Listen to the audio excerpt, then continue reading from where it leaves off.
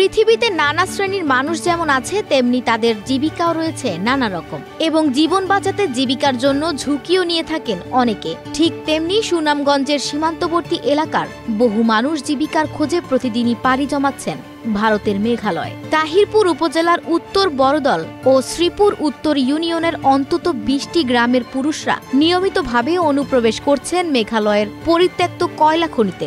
জীবনের ঝুঁকি নিয়ে নামছেন র্যাট হোল বা ইঁদুরের গর্তের মতো ভয়ঙ্কর খনিগুলোতে।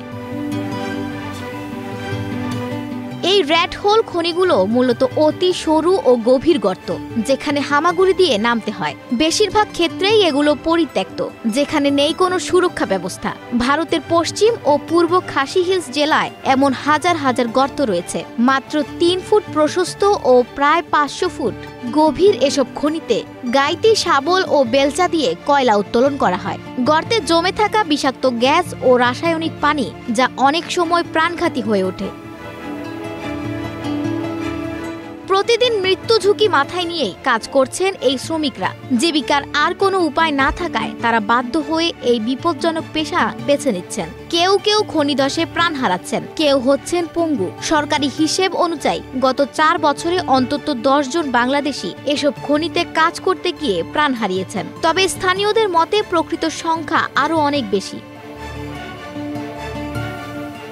শ্রমিকদের অভিযোগ, সীমান্ত এলাকার ভেতরে পর্যাপ্ত কর্মসংস্থানের ব্যবস্থা না থাকায় তারা জীবন বাজি রেখে ভারতের মাটিতে পা রাখছেন। বিজিবির নজরদারি কিছুটা শিথিল হলে অনুপ্রবেশ ঘটে, আর কেউ মারা গেলে লাশ ফেরত আসার মাধ্যমেই সেই খবর ছড়িয়ে পড়ে। বর্ডার গার্ড বাংলাদেশ বিজিবি জানিয়েছে, সীমান্তে অতিরিক্ত বিওপি স্থাপন এবং টহল জোরদারের পাশাপাশি স্থানীয়দের সচেতন করতে কাজ চলছে। তবে জেলা প্রশাসনের পক্ষ থেকে এখনো কর্মসংস্থান নিয়ে কার্যকর উদ্যোগের অভাব রয়েছে। জেলা প্রশাসক জানান, কেউ যদি দক্ষতার প্রমাণ সহ সহায়তা চান তাকে প্রশিক্ষণ বা পুঁজি দেওয়ার চেষ্টা করা হবে।